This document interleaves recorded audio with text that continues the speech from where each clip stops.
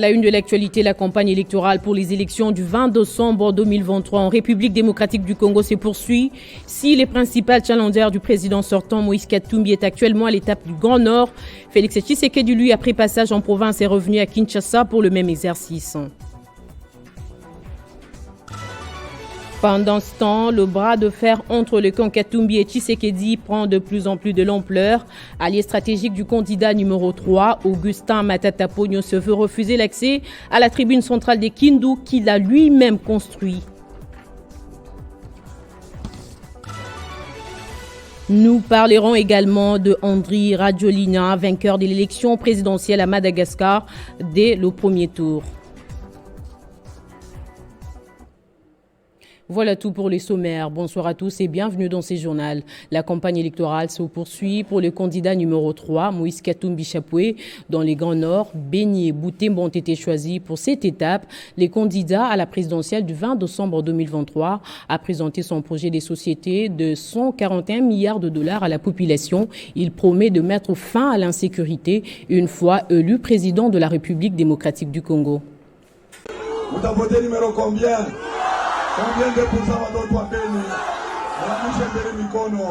C'est sous une pluie battante que le candidat numéro 3 est arrivé dans la région des Beni, au nord Kivu.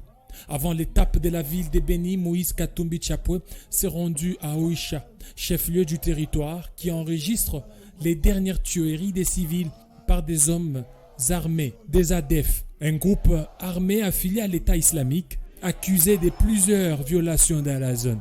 Sur place, Moïse Katumbi Chapoué a tenu un meeting et en ville de Beni au niveau de rond-point du 30 juin. Non seulement dans le cadre de la campagne électorale, mais aussi pour compatir avec la population de Beni. Longtemps victime des atrocités des groupes armés, Moïse Katumbi Chapoué est le premier candidat à la présidentielle de 2023 à se rendre au Nord Kivu depuis le lancement de la campagne électorale. L'électorat du Grand Nord est un électorat très stratégique. Si les motivations diffèrent, le choix présidentiel est fortement dicté par la question de la sécurité, particulièrement cruciale pour cette échéance électorale. Le Grand Nord est actuellement coincé entre deux guerres, ayant un impact néfaste sur l'économie et le quotidien des habitants. Les ADF sévissent à Beni, bloquant l'accès à l'Ituri au nord, tandis que les M23 sont actifs à Rutshuru, bloquant l'accès à Goma au sud. À Beni, à cause du conflit avec les ADF, de nombreux habitants ont abandonné leurs champs de cacao, ont fermé leur commerce. Bien qu'ils espéraient une stabilisation après le lancement des opérations conjointes FARDC-PDF, ils sont surpris par la résurgence des attaques à l'approche des élections. Récemment, plusieurs personnes ont été décapitées dans les villages environnants, ce qui démontre que l'insécurité est un défi majeur pour les candidats Moïse Katumbi Chapoué. Les habitants de Beni attendent plus de sécurité pour leurs activités, plus de sécurité pour leur confort, ainsi que la construction de routes des dessertes agricoles pour écouler leur production. Alors qu'il est attendu à Kindu pour préparer l'arrivée de Moïse Katumbi, Matata Ponyo, allié stratégique du candidat numéro 3, n'aura pas accès à la tribune centrale de Kindu, car formellement interdit par le gouverneur du Maniema, Afan Idrissa Mangala, une décision contraire à celle du VPM de l'Intérieur. Interrogé à ces sujets par nos confrères du média en ligne, élection.net, le maire de la ville, Augustin Moulamba Atibou, nie et précise qu'il ne s'agit pas d'une interdiction des réunions, mais plutôt d'une responsabilité à prévenir les risques. La tribune se trouvant actuellement en état de délabrement. Alors que le vice-premier ministre Peter Kazadi avait rassuré que tous les candidats présidents de la République seront sécurisés de manière équitable par les agents de la police nationale congolaise durant la campagne électorale. Peter Kazadi l'a dit au micro de Jean-Marie Kassamba concernant les dispositions sécuritaires qui doivent accompagner les processus électoraux jusqu'à son aboutissement, tout en rappelant les responsabilités de chacun, notamment les candidats et agents de l'ordre, afin d'assurer la sécurité au maximum. J'ai eu à faire des messages écrits pour que personne n'ait prétexte ignorance en direction de tous les gouverneurs des provinces pour que la sécurisation des acteurs politiques, de leurs membres, Tous les acteurs politiques. Tous les acteurs politiques et qu'il n'y ait pas entrave à la manifestation publique des uns et des autres. Ça demande un dispositif spécial du point de vue sécuritaire et c'est ce que nous sommes en train de nous déployer. Dans ces dispositifs, il y a la part du gouvernement que je représente, mais il y a aussi la part des acteurs politiques, spécialement, qui doivent encadrer leurs membres pour que les choses se passent très bien. Curieusement, en ce jour, c'est le gouverneur de la province de Maniema de prendre une décision d'interdire tout meeting et rassemblement du candidat numéro 3 Moïse Katumbi Chapwe et de Matata Ponyo en préparation de leur descente dans cette province la semaine prochaine, ce que dénonce un notable du Maniema. Qui refuse à M. Matata Ponyo de tenir un meeting à la tribune centrale, laquelle a été érigée par lui, M. Matata Ponyo, quand il fut Premier ministre. Et dans la même perspective, ils nous ont dit clairement, même M. Moïse Katumbi Chapwe ne sera pas à la tribune centrale le mardi prochain. Alors, qu'à cela ne tienne, nous avions une fois de plus sollicité la place Mapon, laquelle place a été construite par toujours M. Matata Ponyo. Une fois de plus, le tout-puissant gouverneur nous refuse la place Mapon et il déploie l'armée, c'est-à-dire les commandos et les policiers qui sont déployés en grand nombre au niveau de la tribune centrale et même à la place Mapon. À ces violations s'ajoute l'interdiction d'atterrissage des avions du candidat numéro 3, Moïse Katumbi Chapwe, alors que toutes les demandes ont été introduites à temps. La peur a-t-elle changé les camps? La question reste posée. Malgré l'interdiction de tenir les meetings à la tribune centrale de Kindu, Matata Ponyo a réuni les cadres et militants de son parti, LGD et d'Ensemble pour la République, en vue de les sensibiliser à se préparer pour un accueil chaleureux réservé au candidat numéro 3, Moïse Katumbi Chapwe. En provenance de l'Est de la République démocratique du Congo, un éclaireur, avant l'arrivée du ticket numéro 3, Moïse Katumbi Chapwe, Matata Ponyo est à Kindu.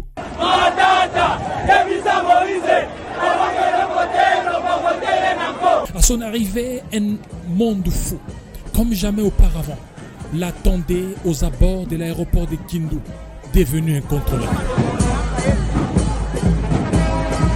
Les partisans et militants du LGD d'Ensemble, venus par milliers, scandaient des chants en attendant celui qu'on appelle désormais Jean-Baptiste.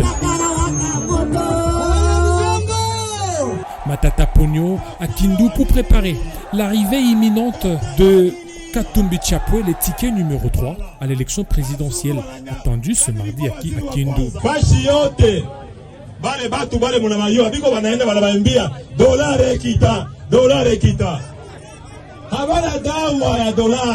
C'est au pied de l'avion que l'ancien Premier ministre, accompagné d'une foule compacte, a quitté l'aéroport. Au passage devant la tribune centrale, la foule invite Matata à tenir son meeting.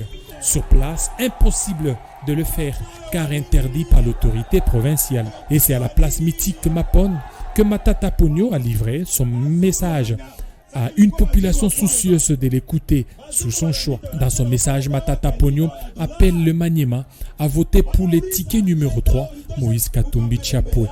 Sans doute, Matata Ponyo offre son Maniema natal à Moïse Katumbi.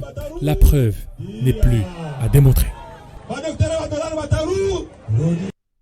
Présidentielle de 2023, le pasteur Ngalassi a communié ce samedi avec ses futurs électeurs dans le cadre de la campagne électorale qui est en cours. Le numéro 16 à la course à la magistrature suprême a rappelé à sa base qu'il est le candidat imposé par Dieu. L'activité a aussi connu la présence de quelques membres de sa famille biologique. Images et commentaires. La joie, la musique était au rendez-vous ce samedi lors de la rencontre politique entre les candidats présidents de la République, le pasteur Ngalassi et sa base, dans les cadres de sa campagne électorale.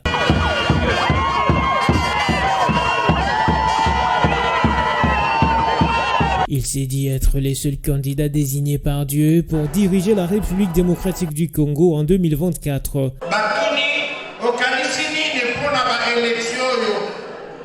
Est-ce que tu as confiance dans le lieu Taningate?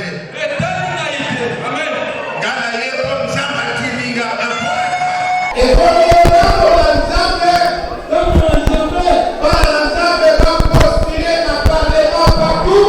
Accompagné de sa famille, le numéro 16 à la course pour la magistrature suprême, le pasteur Ngalassi, représentant légal de l'église La Louange, était ce samedi face à ses électeurs potentiels de la présidentielle qui pointe à l'horizon.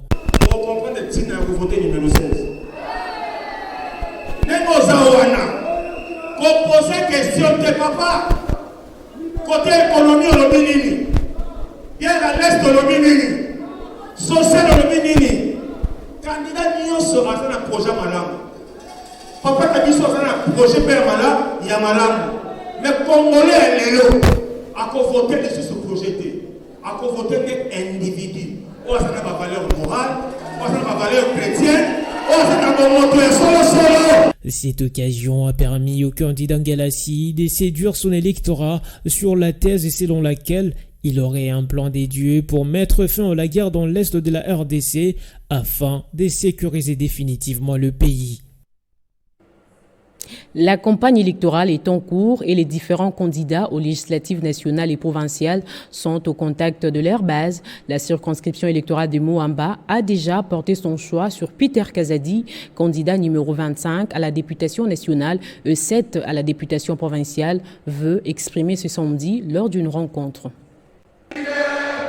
Comme en 2018, les différentes bases de la circonscription électorale de Moamba sont déterminées à renouveler leur totale confiance à Peter Kazadi Kakonde, candidat numéro 25 à la députation nationale et numéro 7 à la députation provinciale pour les comptes de la commune d'Elemba. Au cours d'une importante réunion stratégique marquée par la présentation des chefs de base au directeur de campagne, la population de Moamba a déclaré haut et fort que Maître Peter Kazadi reste son seul choix aux législatives nationales et provinciales. Le directeur de campagne du VEPAM, Peter Kazadi, a également invité toute l'assistance à voter massivement le candidat numéro 20 à la présidentielle, Félix Antoine Tshisekedi. L'activité d'aujourd'hui, c'est juste pour réunir le base fidèle à Maître Peter Kazadi, qui est le vice-premier ministre, ministre de l'Intérieur. Et voilà, ils se sont réunis. Je suis venu juste pour communier avec eux, pour leur dire qu'ils ont raison d'avoir choisi Maître Peter Kazadi. D'abord, pour son courage, pour sa bravoure et aussi pour sa détermination pour voir le Congo meilleur dans les jours à venir. Notre candidat, Maître Peter Kazadi, c'est le numéro 25 au niveau de la députation nationale et le numéro 7 pour la députation provinciale. Et évidemment, nous avons un seul candidat, président de la République, Fatou Béton, le numéro 20. Je demande à tous les Congolais, à celui qui veut m'entendre, faisons attention. Un seul candidat, Fatou Béton, président de la République. La population des Moamba dit n'attendre que la date du 20 décembre pour choisir Peter Kazadi aux législatives nationales et provinciales et Félix Tshisekedi à la présidentielle. La candidate numéro 22 et 44 intensifie la campagne électorale dans la ville de Kolwezi. Face à une foule immense réunie dans la salle Naz, Fifi Masuka Saini a prêché la vision du candidat président numéro 20. Elle a conscientisé l'assistance à accorder un nouveau mandat à Félix Antoine Tshisekedi Tshilombo pour lui permettre justement de poursuivre avec l'élan de transformation de la République démocratique du Congo et particulièrement de la province du Cobalt. Poursuivant sa bataille pour les élections du 20 décembre prochain, la candidate numéro 22 à la députation nationale et 44 à la députation provinciale était jeudi 23 novembre dans une forte communion avec sa base du quartier Jolicite. Hommes, femmes, jeunes et vieux ont pris d'assaut la salle Rejoice 2 afin d'écouter celle qu'ils appellent affectueusement candidate de développement intégral du Lualaba et véritable représentante du candidat numéro 20 à la présidentielle. Dans cette salle archicomble, ces Colossiens ont entonné des chants à l'honneur du président Tshisekedi et sa meilleure élève, Marie-Thérèse Masuka Saini, qui, sous son impulsion, change au jour le jour l'image de la capitale mondiale du cobalt. Marie-Thérèse Masuka Saini Fifi a témoigné son attachement à la politique de Félix Antoine Tshisekedi Tshilombo qui a valorisé la femme à tous les niveaux. La candidate 2244 a appelé l'assistance à voter massivement pour Tshisekedi Tshilombo afin de poursuivre avec l'élan de modernisation de l'ensemble du territoire national.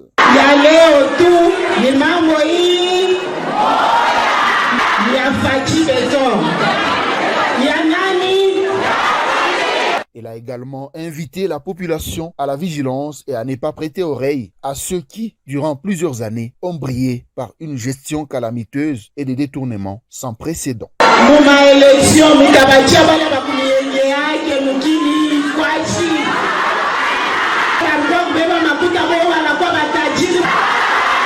Au Lualaba, c'est Fachi ou rien, car même le ciel est pour la réélection du candidat numéro 20, porteur d'espoir, et le seul qui a développé le fin fond de la RDC par son programme de développement de 145 territoires, a déclaré Masuka Saïmi. Le numéro 303 à la législative nationale, Ted Beleshaï, à Tchangou, continue sa campagne électorale. Ce vendredi, il était en meeting populaire au stade municipal des Massina. Un carton plein pour le président du parti politique Relance du Congo qui s'est présenté comme le candidat de la bonne gouvernance.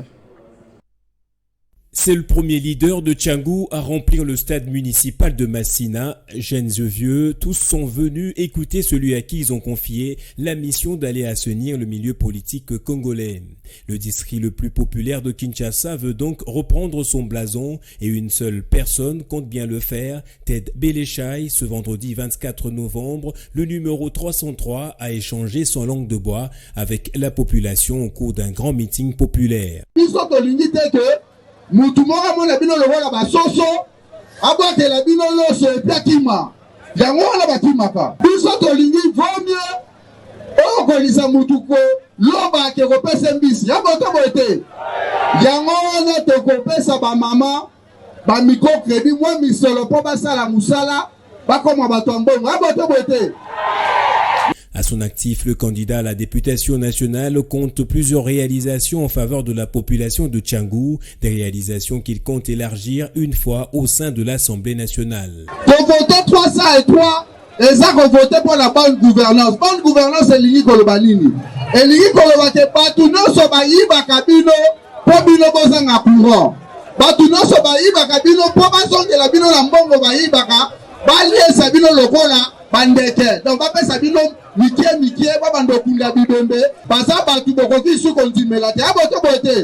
Le numéro 303 a également appelé la population à voter pour Félix Tshisekedi à la présidentielle afin de consolider les acquis. Ted Beleshaï s'est présenté comme le candidat de la bonne gouvernance.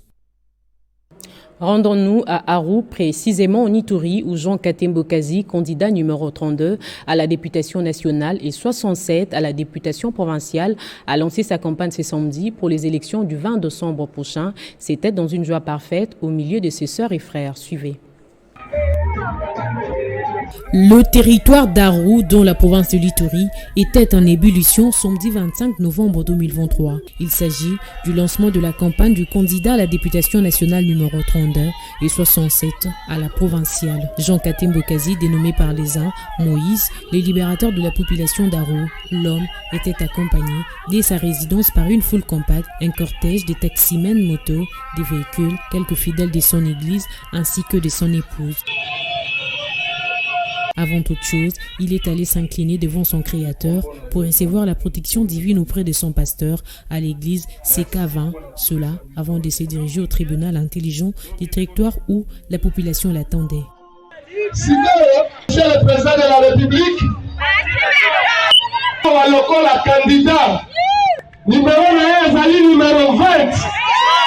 Jean Katembo Kazi, d'entrée de jeu, il remercie les Tout-Puissants. Ensuite, le président de la République, Félix-Antoine Tshisekedi Tshilombo, l'unique candidat, estime-t-il, pour un Congo meilleur, avant de donner son plan d'action prioritaire. Une fois élu député, il promet de faire de la création d'emplois dans son territoire d'Aru, son cheval des batailles, des désenclavements total du territoire, sur le plan d'infrastructures routières et des bâtiments, redorer la bonne image d'Aru, l'accès aux soins de santé de qualité, ou lui-même avant qu'il ne soit élu, a déjà prêché par exemple en construisant une clinique moderne dénommée Félix-Antoine Tshisekedi Tshilombo, l'accès à l'eau potable pour épargner la population du territoire d'Aru dans les maladies d'origine hydrique. Appuyer les femmes maraîchères dans le but de lutter contre la pauvreté, la création des industries de transformation locale. Cadre du parti politique Congo Espoir, du ministre national de l'Agriculture José Panda, les candidats numéro 32 à la députation nationale et 67 à la provinciale, il invite la population de son Aru natal de ne pas prêter oreille aux discours xénophobes. On On a promis au chef de l'État que nous allons le soutenir jusqu'à la fin. Moi-même, je suis candidat député national numéro 32. Et je suis aussi candidat député provincial numéro 67. Pour Jean Katembo Kazi, ce qui peut caractériser le développement d'Aro, c'est l'unité, car l'heure n'est plus au discours, mais au travail. Il a en outre invité la population d'Aro à accueillir chaleureusement le président de la République sortant, Félix-Antoine Tshisekedi Tshilombo, qui est attendu dans les jours à venir. Son agenda du jour prévoyait également l'inauguration d'un pont. Il a dû reporter la cérémonie à une date ultérieure, tout en donnant l'essence à cette activité. Et pour finir en beauté la cérémonie du jour, Jean Katembo Kazi sollicite de la population d'Aro la confiance pour les bons décollages du territoire.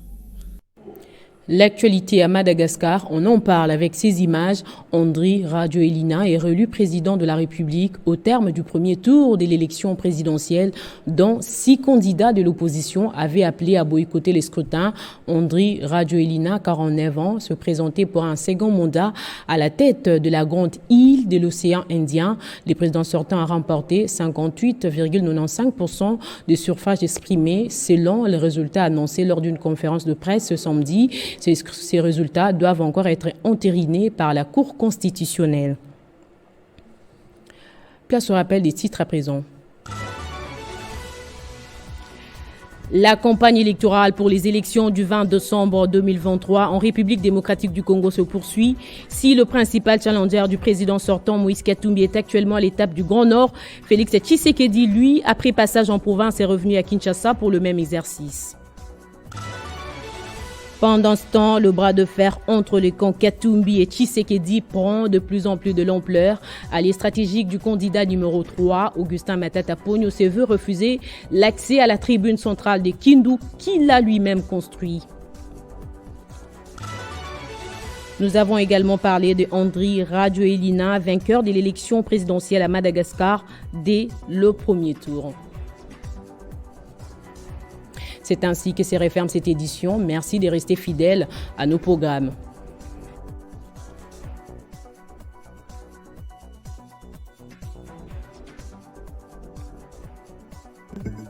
Retrouvez toute l'actualité en continu sur www.tele50.cd.